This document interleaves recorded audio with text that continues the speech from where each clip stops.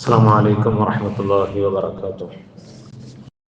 بسم الله والحمد لله والصلاة والسلام على أشرف رسول الله وعلى آله ومنങ്ങളെ സഹോദരങ്ങളെ, സർവശക്തനായ റബ്ബ് സുബ്ഹാനഹു വ തആല അവന്റെ അളവറ്റ അനുഗ്രഹം കൊണ്ട് ഈ പവിത്രമായ ദിനത്തിൽ അള്ളാഹുവിന്റെ പള്ളിയിൽ നമ്മെ ഒരുമിച്ച് കൂട്ടിയതുപോലെ അവന്റെ അനുഗ്രഹീതമായ സ്വർഗത്തിൽ നമ്മെ എല്ലാം ഒരുമിപ്പിക്കുമാറാവട്ടെ. ജീവിതത്തിൽ വന്നുപോയ എല്ലാ തെറ്റുകുറ്റങ്ങളും കാരുണ്യവാനായ റബ്ബ് നമുക്ക് മാപ്പാക്കി തരട്ടെ. ജീവിതത്തിൽ അവശേഷിക്കുന്ന നാളുകൾ അല്ലാഹുവിന്റെ തൃപ്തിയിലും പൊരുത്തത്തിലുമായി ജീവിക്കുവാൻ നമുക്കെല്ലാം തൗഫീഖ് നൽകട്ടെ. നമ്മിൽ നിന്ന് മരണപ്പെട്ടു പോയവർക്കെല്ലാം അല്ലാഹു മഗ്ഫിറത്തും അവന്റെ വിശാലമായ മർഹമത്തും പ്രദാനം ചെയ്യട്ടെ. നമ്മളും ലോകത്തുള്ള മുഴുവൻ മാനവരിലും അല്ലാഹു സമാധാനവും ശാന്തിയും സദാ വർഷിക്കുമാറാവട്ടെ. മുഅ്മിനീങ്ങളെ, 2026 പരിശുദ്ധമായ ഹജ്ജ് കർമ്മത്തിന് അപേക്ഷിക്കുവാനുള്ള സമയമാണിപ്പോൾ. ജൂലൈ 31 വരെയാണ് ഹജ്ജിനുള്ള അപേക്ഷകൾ കേന്ദ്ര ഗവൺമെന്റ് സ്വീകരിക്കുന്നതായിട്ട് അറിയിച്ചിട്ടുള്ളത്. ഈ ഒരു അവസരത്തിൽ ഹജ്ജിന് പോകുന്നവർക്ക് ഇതിനെക്കുറിച്ച് അറിയുന്നതിന് വേണ്ടി ഇൻഷാ അല്ലാഹ് ഇന്നത്തെ ഈ ഒരവസരം ഞാൻ പ്രയോജനപ്പെടുത്തുന്നത് ഹജ്ജിന്റെ അപേക്ഷയുമായി ബന്ധപ്പെട്ട് ഹജ്ജുമായി ബന്ധപ്പെട്ട ചില കാര്യങ്ങൾ നിങ്ങളുമായി പങ്കുവെക്കുവാനാണ്. ഹജ്ജിന് നിയ്യത്താക്കിയിരിക്കുന്നവരുണ്ടാകാം, തയ്യാറാകുന്നവരുണ്ടാകാം. അവർക്കൊക്കെ ഒരു സൗകര്യമായിട്ടുള്ള അത്യാവശ്യ കാര്യങ്ങൾ അറിയുന്നതിന് വേണ്ടിയാണ്. 2026 ഹജ്ജിന് സൗദി ഗവൺമെന്റ് കോട്ടയൊക്കെ പ്രഖ്യാപിച്ചതിനു അനുസൃതമായി നമ്മുടെ ഇന്ത്യൻ ഗവൺമെന്റും അതിനുവേണ്ടിയുള്ള അപേക്ഷകൾ സ്വീകരിച്ചു തുടങ്ങിയിട്ടുണ്ട്. കേന്ദ്ര സർക്കാരിന്റെ ഹജ്ജ് കമ്മിറ്റിയുടെ സൈറ്റ് വഴിയാണ്, ഓൺലൈനിലായിട്ടാണ് ഹജ്ജിന് വേണ്ടി അപേക്ഷിക്കേണ്ടത്. 2026 ഹജ്ജിന്റെ ഒരു പ്രത്യേകത, സാധാരണ കേന്ദ്ര സർക്കാരിന്റെ ഹജ്ജ് കമ്മിറ്റി വഴി പോകുന്നവർക്ക് 40 ദിവസം മുതൽ 45 ദിവസം വരെയാണ് അവരുടെ ഹജ്ജ് യാത്ര. മക്കയിലും മദീനയിലുമുള്ള താമസവും ഹജ്ജ് കർമ്മങ്ങളും എല്ലാം ഉൾപ്പെടെ. എന്നാൽ പ്രവാസികളെ സംബന്ധിച്ചിടത്തോളം നാട്ടിൽ വന്നിട്ട് ഹജ്ജിന് പോകുന്നവർക്ക് ഇത്രയും നീണ്ട ലീവ് കിട്ടണമെന്നില്ല. അതുപോലെ ഗവൺമെന്റ് ഉദ്യോഗസ്ഥർ, അതുപോലെ ബിസിനസ് നടത്തുന്നവർ, ഏതെങ്കിലൊക്കെ തൊഴിലേർപ്പെടുന്നവർക്ക് ഇത്രയും നീണ്ട ഒരു ലീവ് ദിവസങ്ങൾ എടുക്കുന്നതിന് ബുദ്ധിമുട്ടാണ് എന്നതുകൊണ്ട് 2026 കേന്ദ്ര സർക്കാർ പ്രഖ്യാപിച്ചിരിക്കുന്നത് കുറഞ്ഞ ദിവസത്തെ ഒരു പാക്കേജ് ഉണ്ട്. 20 ദിവസം മുതൽ 22 ദിവസം വരെ, 22 ദിവസത്തിനകത്ത് ഹജ്ജ് ചെയ്ത് മദീന സിയാറത്തും കഴിഞ്ഞ് തിരിച്ചു വരാം. അപ്പൊ പ്രവാസികൾക്ക് 1 മാസത്തെ ലീവ് കിട്ടുന്നവർക്കൊക്കെ സൗകര്യമാകും. അതുപോലെ ബിസിനസ്സോ തൊഴിലുകളുമായി ഏർപ്പെടുന്നവർക്കൊക്കെ ഒന്നും ബുദ്ധിമുട്ടുണ്ടാകാത്ത തരത്തിൽ 20-22 ദിവസം കൊണ്ട് അവർക്ക് ഹജ്ജ് ചെയ്ത് മടങ്ങി വരാം. അതിനോടൊപ്പം അതുമായി ബന്ധപ്പെട്ട അത്രയും കുറഞ്ഞ ദിവസത്തെ താമസവും ഭക്ഷണമൊക്കെ ആകുമ്പോൾ അതിനനുസരിച്ചുള്ള പാക്കേജിലും കുറവ് വരും. അപ്പോൾ അത് പലർക്കും പ്രയോജനപ്പെടുത്താം. ഇന്ത്യയിൽ മൊത്തത്തിൽ 10,000 പേർക്കാണ് നറുക്കിലൂടെ അതിന് അവസരം ഉണ്ടാകുന്നത്. അപ്പോൾ 20 ദിവസത്തെ അവസരത്തിന് വേണ്ടി ഒരാൾ അപേക്ഷിച്ച് ഈ 10,000-ൽ പെട്ടില്ലെങ്കിലും അവരെ ജനറൽ കാറ്റഗറിയിൽ ഉൾപ്പെടുത്തി അവർക്ക് അവസരം ലഭിക്കാറുണ്ട്. അപ്പോൾ ഇത് പ്രയോജനപ്പെടുത്തുന്നവർക്ക് പ്രയോജനപ്പെടുത്താൻ അല്ലാഹു തൗഫീഖ് നൽകുമാറാകട്ടെ. കേന്ദ്ര സർക്കാരിന്റെ ഹജ്ജ് അപേക്ഷയുമായി ബന്ധപ്പെട്ട് അവിടെ അപേക്ഷ സ്വീകരിക്കുന്ന 3 കാറ്റഗറിയിലായിട്ടാണ്. ഒന്ന്, 65 വയസ്സിന് മുകളിലുള്ള ആളുകൾക്ക് റിസർവ് കാറ്റഗറി. അവർക്ക് നറുക്കെടുപ്പില്ലാതെ ഈ വർഷം അപേക്ഷിച്ചാൽ ഈ വർഷം തന്നെ അവർക്ക് ഹജ്ജിന് പോകാം. അവർക്ക് മാത്രമല്ല, 65 വയസ്സ് കഴിഞ്ഞ ഒരു സ്ത്രീയാകട്ടെ പുരുഷനാകട്ടെ അവർക്കും അവരോടൊപ്പം ഒരു സഹായിക്കും നറുക്കെടുപ്പില്ലാതെ അവർക്ക് റിസർവ് കാറ്റഗറിയിൽ ഹജ്ജിന് പോകാം. കാരണം അവരുടെ പ്രായത്തെ പരിഗണിച്ചുകൊണ്ട് നേരത്തെ 70 വയസ്സായിരുന്നു, ഇപ്പോൾ 65 വയസ്സാക്കി ചുരുക്കിയിട്ടുണ്ട്. അതുപോലെ തന്നെ ജനറൽ കാറ്റഗറി ഉണ്ട്. 12 വയസ്സിന് മുകളിലുള്ള എല്ലാവർക്കും അപേക്ഷിക്കാവുന്ന ഒരു ജനറൽ കാറ്റഗറി. അതിൽ 65 വയസ്സ് പൂർത്തിയാകാത്തവർ വരെയുള്ളവർക്ക് ഇത് നറുക്കെടുപ്പിലൂടെയാണ് എല്ലാ വർഷവും അത് കിട്ടുന്നത്. മറ്റൊന്ന് വിത്തൗട്ട് മഹറം എന്ന് പറയുന്ന ഒരു കാറ്റഗറി ഉണ്ട്. അപ്പൊ ഇതൊക്കെയും മനസ്സിലാക്കി പ്രവർത്തിക്കാൻ തയ്യാറുള്ളവർക്ക് ഒരു അവസരമാകട്ടെ എന്ന് വിചാരിച്ചുകൊണ്ട് ഞാൻ ഇത് വിശദീകരിക്കുന്നതാണ്. വിത്തൗട്ട് മഹറം എന്ന് പറയാൻ കൂട്ടത്തിൽ പുരുഷന്മാര് പോകാനില്ലാത്ത വിധവകളായ സ്ത്രീകൾ ഉണ്ടാവും, അല്ലെങ്കിൽ പുരുഷന്മാര് കൂട്ടത്തിൽ യാത്ര ചെയ്യാൻ ഇല്ലാത്തവർക്ക് മഹറം ഇല്ലാതെ തന്നെ യാത്ര ചെയ്യാം. ഈ വിത്തൗട്ട് മഹറമിൽ 45 വയസ്സ് കഴിഞ്ഞ സ്ത്രീകൾക്ക് അവർക്ക് മറ്റുള്ള സ്ത്രീകളോടൊപ്പം അല്ലെങ്കിൽ ഒറ്റയ്ക്ക് തന്നെ ഈ ഒരു കാറ്റഗറിയിൽ അവർക്ക് ഹജ്ജ് ചെയ്യാവുന്നതാണ്.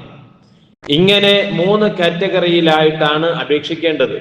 അതുപോലെ ഓരോരുത്തർക്കും ഓരോ കവർ നമ്പർ ഉണ്ടാകും അപേക്ഷിച്ചതിന് ശേഷം നമുക്ക് ഗവൺമെന്റ് തരുന്നത്.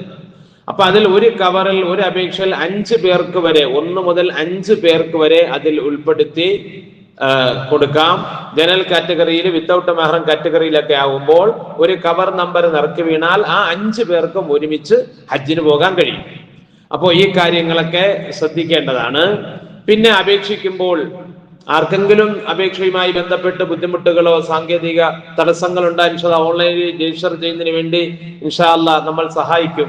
അപ്പൊ അതങ്ങനെ ആരെങ്കിലും ബുദ്ധിമുട്ടുള്ളവരുണ്ടെങ്കിൽ അറിയിച്ചാൽ മതി. ഇൻഷാ അല്ലാഹ് അതിനു വേണ്ടിയുള്ള ഹെൽപ്പ് ചെയ്യുന്നതാണ്. അള്ളാഹു തൗഫീഖ് നൽകുമാറാകട്ടെ. അപ്പൊ അപേക്ഷിക്കുമ്പോൾ നമ്മൾ അതിൽ കൊടുക്കേണ്ട അപേക്ഷയിൽ സമർപ്പിക്കേണ്ട പ്രൂഫുകളെ കുറിച്ചാണ് ഇനി പറയുന്നത്.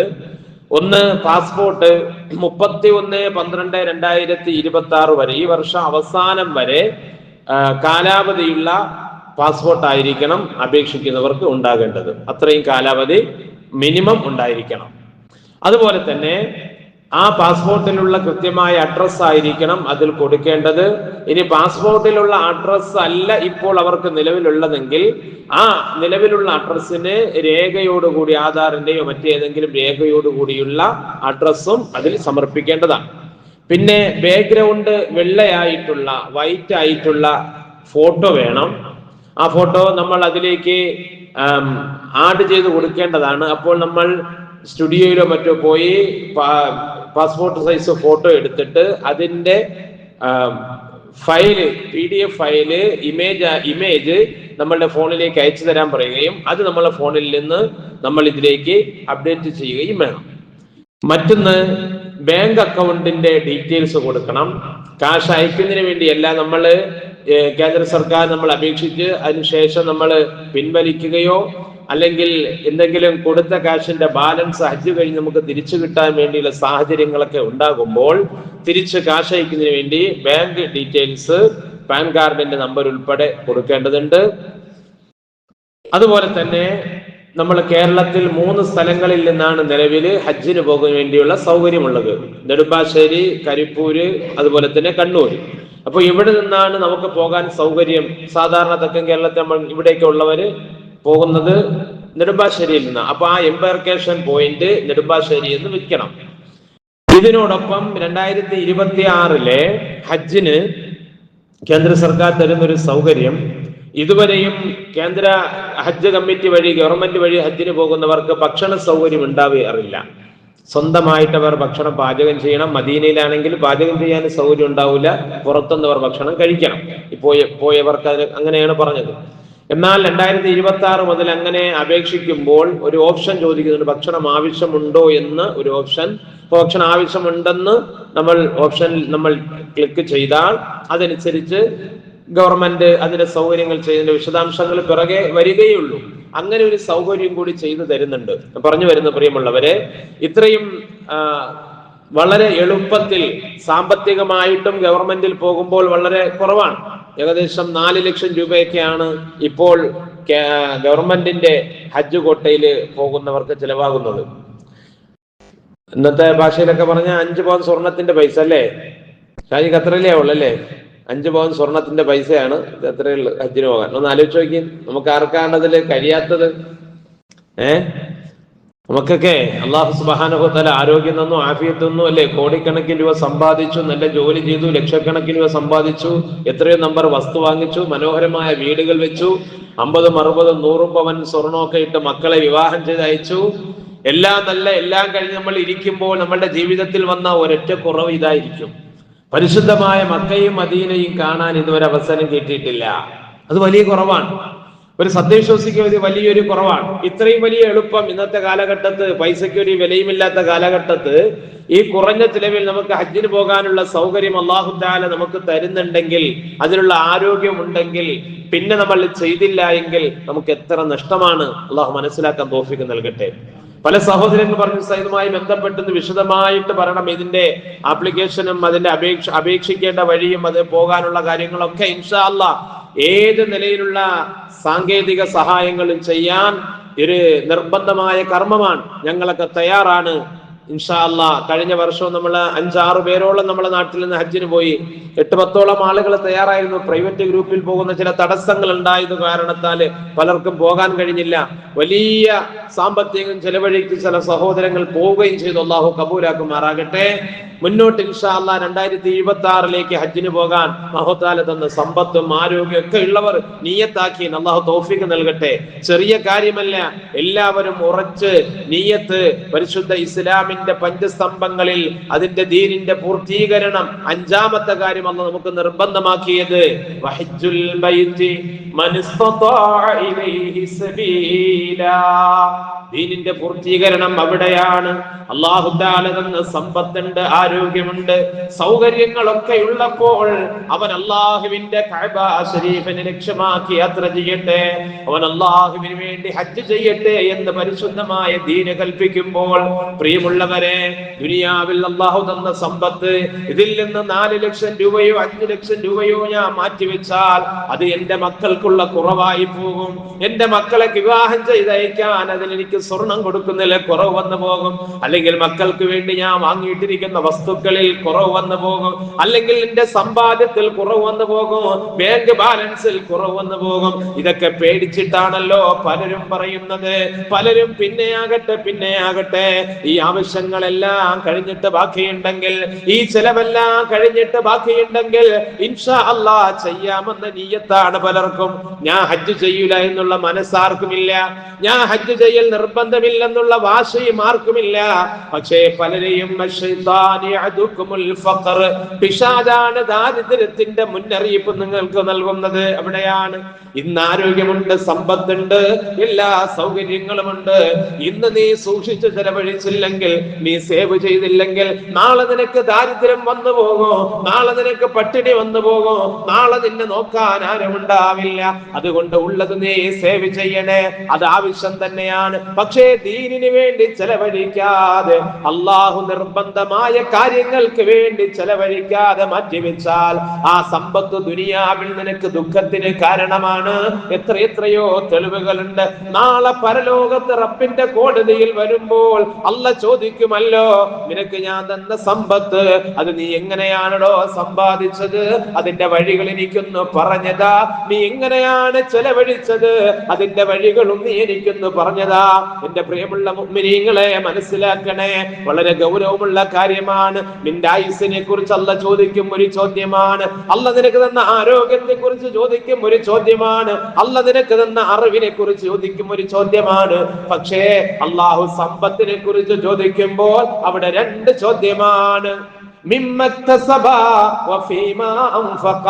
നീ എങ്ങനെയാണ് ചെലവഴിച്ചത്, എങ്ങനെയാണ് നീ സമ്പാദിച്ചത്, ഏത് വഴിയിലാണ് ചെലവഴിച്ചത്.